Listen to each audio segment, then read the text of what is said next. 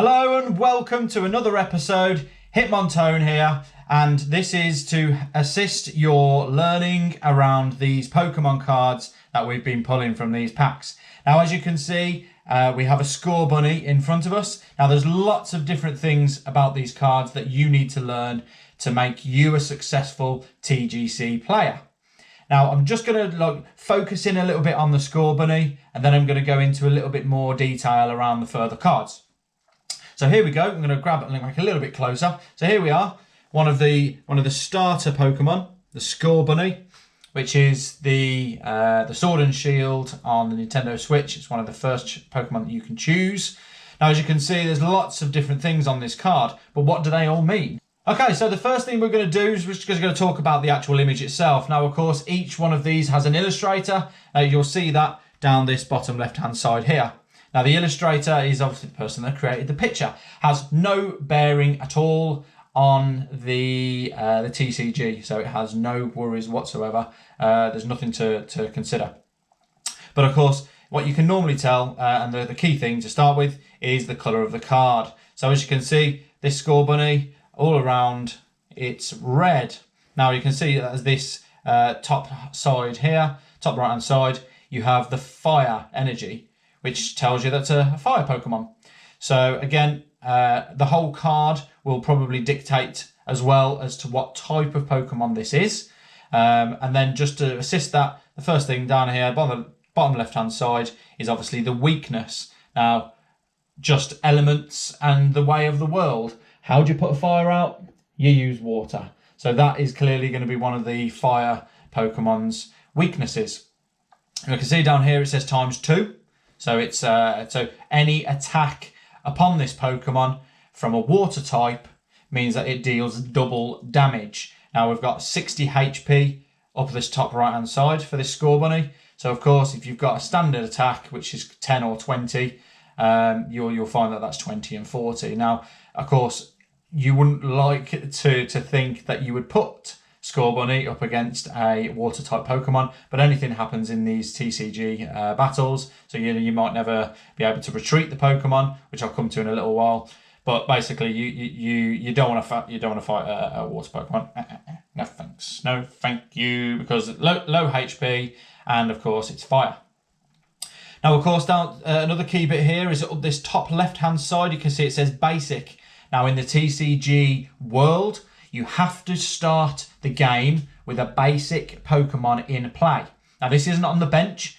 However, you can add basic Pokemon to your bench later. But the first thing that you have to do is add a basic Pokemon as your active Pokemon. So you can't start with a Charizard if you're a huge fan. You have to work up to that. You have to start with basic.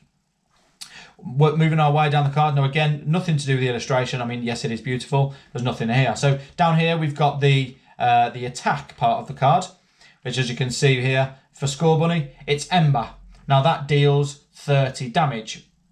Now, part of the TGC process, and as you're getting through the battle, is you have to attach energy to your Pokemon.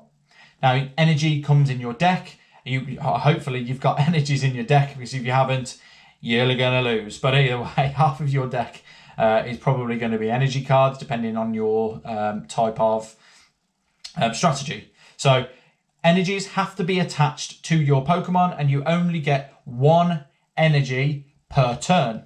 So, for example, if you've got 5 on your bench and you've got 1 active Pokemon, you can only attach 1 energy per go to any of those Pokemon. Now, you can see down this bottom left-hand side of the attack section, you can see it's got 1 fire energy. That means that you only have to apply 1 energy card to Score Bunny to allow it to attack, which is good news. Now, this is quite a good card, actually, if you don't mind me saying, because 1 energy equals 30. That's really, really good. And again, if you're fighting something that has fire as a weakness, like a grass-type Pokemon, you'll probably find, well, this will deal double damage. So straight away, you can probably eliminate a very basic grass-type Pokemon pretty much in the first move. Now, part of your first move process would be that you would you would assign Scorbunny into your active Pokemon section, and then you would attach 1 energy as part of that turn. So that at the end of that turn, you can attack. And just a key thing there, and I'll probably put it across the bottom, but the one key thing is attack is the last thing that you can do in a TCG battle. You can assign trainers, you can assign energies, you can put Pokemon all around on your bench, and you can swap out, and you can use trainer cards and all that good stuff. The last thing to do is to attack, because when you attack, that's the last move of the game. That's your last move of your turn. So yeah, so that's the attacking section. Now Scorbunny only has 1 attack, but you may have an ability. So there's some Pokemon cards, which I haven't got to show you now, have some kind of an ability where you're able to attach more energies to your benched Pokemon, or whether you can attach more energy to this Pokemon, or you can search your discard deck, and then you can bring them back into play again. Really, really useful. And it's also very good as part of your strategy, that if you wanted to take more Pokemon, or if you wanted to take more energy from your pile, try and grab yourself a Pokemon that has an ability to be able to do so. Very key to strategic play. So as I was saying, so the Ember is the only one that Scorbunny has, doesn't have any abilities, but you may have other Pokemon that have two attacks. Now we'll move on to that in a little bit later. Now again, we've already been through the weakness bit down here, and you can also see down the bottom left hand side on a previous video, I know I talked about this before, but you can see down the bottom left here, you can see the Sword and Shield emblem, and you can see the rarity of the card, and you can see that this one, bear with me, is 3202. I couldn't remember off the top of my head. So that's 3202. Now, the other thing that is that if you knew that Scorbunny was about to be attacked by a water Pokemon, you know, you've attacked let's use an example. You've just attacked a grass type Pokemon and you've eliminated it. Good start. Then this trainer brings out a water type Pokemon. How do you retrieve Scorbunny from the line of fire there? Now, each Pokemon has a retreat cost. Now, this is down this bottom right-hand side here. You can see that the retreat is 1 energy. So, again, if you wanted to retreat Scorbunny from the battle, all you have to do is assign the 1 energy that you can for this turn. You can retrieve Scorbunny, and then you can apply one of your benched Pokemon into the active slot. So I think that's all we need to talk about on this card at the moment. What I'm going to do is sort of talk about the evolutionary stage. Now, again, top side here, we've got the basic Pokemon. However, once you've had your first turn as part of your TGC battle, as your deck gets pushed through to you as the game goes on, as and when you get a stage 2 and a stage 3, which is the evolved versions of Scorbunny, pop that over there, you can then get an evolution card. So as and when this reboot card comes through on your deck, you can then assign it to Scorbunny to evolve that Pokemon. Now, it can be an active play, or it can also be on your bench. It really doesn't matter. And it also doesn't count as one of your last turns, so you can evolve as many Pokemon as you want on your turn. Really good. So this card, exactly the same. I'm now not going to go through every single stage because they're all very, very similar. Now, you can see the difference is top left-hand side, you can see stage 1, which is the Scorbunny. So this Pokemon, if you had this in your initial 7-card split when your deck first opens on your first turn, if this Pokemon card comes out, you can do nothing with it until you've assigned Scorbunny to either to be your active Pokemon or to your bench Pokemon. So at the moment, you can't do anything with Reboot. You have to assign it to Scorbunny. Good news. So, a little bit more information. You see down here, you can see that the HP is gone up by 30. It's now 90 for Reboot. So, of course, an evolution Pokemon is bound to be stronger. Of course, why wouldn't it be? Again, you've got the illustration. But you can see, as I was talking about earlier, Reboot has a couple of moves. We can see here we've got Kick, which is 1 energy, which takes 20 damage. And then we have Heat Blast, which is 2 energy. So, whereas the Scorbunny had 1 attack with 1 energy, and you can just assign an energy to that Pokemon and it can just keep attacking. Now, Heat Blast means that for you to use that move, you have to assign 2 energy tokens to that Pokemon. I say energy token, I mean energy card, but that's okay. So you have to wait 2 turns for this reboot to be able to attack to use this move here, which is significantly more than the 30 from the Score Bunny. This one is 50. Again, as you can see, the reboot card is all in red. So this is a fire type. You can see down the bottom left-hand side here, still the same water type Pokemon is the weakness. So again, that is times 2. So again, 30 equals 60, 20 equals 40, etc., etc. So it's good. Retreat cost, which is actually quite low for a stage 1, I think. Yeah, retreat cost is only 1. So again, if you needed to retreat, reboot for whatever reason, number 1. 1 energy card to remove that, that's what I meant. So again, same old. So again, that's the evolutionary. I mean, me personally, I'll try to evolve my Pokemon on my bench as quickly as I can. I'm not particularly bothered about my active Pokemon at this stage because it's already got the energy attack and it's already attacking. So you're also in the same position as your opponent. So you might as well attach to the Score Bunny, for example. I might as well attach 1 Ember, leave Score Bunny in play while I see if I can find the evolutions for my benched Pokemon.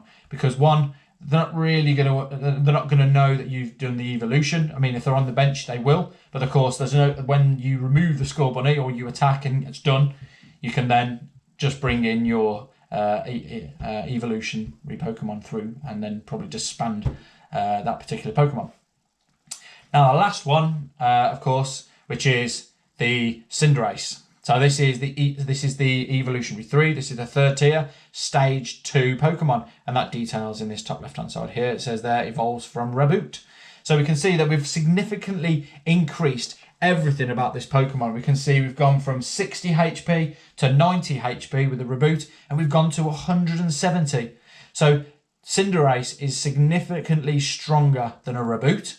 We can see we've got nearly double the HP. Again, the card, it's fire type. It's you've got the fire emblem in this top right hand side, and again as you work your way down. Now, this is the key bit that I wanted to talk about here.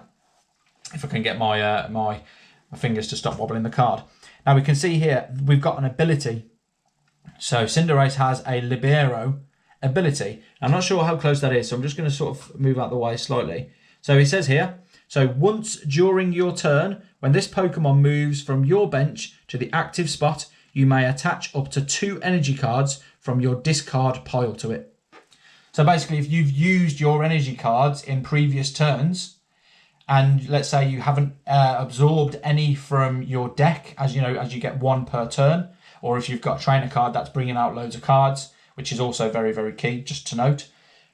If you have no energy cards on your deck, if you've got no energy cards in your active cards, this ability can allow you to go into your discard pile, which are energies that you've used, and then bring them forward into your hand. Now it's key, and I think it's when I've been playing online, it's really, really, really useful to have that ability, because those energy cards are pretty much null and void because they're in your discard pile. If you can bring anything from your discard pile, do it, because it will help you in future, trust me. In addition to the ability, now we're moving across from that, we have a much, much higher attack here, 190, which is nearly 3 times the amount of Raboot's Heat Blast. We have Flare Striker, which 190, insane. Okay, but the reason why it's so high is because we've gone up 2 evolutions, and for this to happen, there has to be a few things in play to allow the evolution twice. So of course you have to wait at least 2 turns. So let's say you have Score Bunny in your original hand, you get Reboot in your second turn, and then you get Cinderace in your third. I can't think that's ever happened to me while I've been playing online at all, where a 3rd evolution comes out in the 3rd turn. But my point being is that if to get to this stage, that you're evolving to the 3rd stage, you need at least 3 turns. Now, in those 3 turns, I've known it in the past, again, playing against other people, I can lose 2 or 3 Pokemon. So in that time, you need to evolve your Pokemon, and you need to have a very powerful move, which this Cinderace does. But again, you have to attach 3 energy to do this. So if you're evolving your Reboot and you've got 2 energy attached, All you've got to do there is attach one more energy and you can attack with the Cinderace. Please bear in mind that, of course, not only is it easy enough just to attach your energy, you've also got the problem that your opponent might have trainer cards and they might have attacks on their Pokemon that might remove energy cards from your Pokemon. Now that happens all of the time. It's mega frustrating because, of course, you can only attach one energy per turn. So if you've got another Pokemon on the other side that constantly removes your energy card and you're constantly having to put it back on every turn, very frustrating. I would retreat that Pokemon. There is a trainer card that actually lets you make the decision on their trainer card to redo. Now, comment on below if you can tell me what that trainer card is. Now, I know what that trainer card is because I use it a lot and it's in most of my decks. But comment below about what that is and I'll mention what it is in the next video. So that's pretty much the Evolutionary 3. There are no Evolutionary 4s, just an FYI. Nobody goes into 4. So a 3 evolution is probably, you need maybe 1 3 evolution in a deck of 60. So just another little tip for you. If you wanted these 3 Pokemon within your deck and you wanted to get to Cinderace and use your ability and use this particular strike, then I would say that you need to start with 5 Scorbunnies in your deck. I would have 3 Raboots and then I would have 2 Cinderace cards within that deck to be able to draw it, basically, so you've got more chance of pulling it. So, of course, when you're doing your deck, you then straight away, you've got 5 Scorbunny, you've got 3 Raboots, that's 8, and then 2 Cinderace, that's 10. So 10 of your 60, a sixth of your cards are just for these. So just be careful that when you're doing so, that you have you only have the 1 set of 3 in there, and then you have a lot of stage 2s in there. Stage 1s, so that you can evolve once, and then you haven't got the 3rd evolutionary. But as you can see, as you go up and up and up, you'll get what that means. And as we move forward with more TCG videos and more content that I'll give you, of course, I'll give you more and more tips there. So yeah, so that's all I wanted to go through today. I think those 3 cards are a good idea of a starter Pokemon that you might have, and then 2 evolutions to go forward.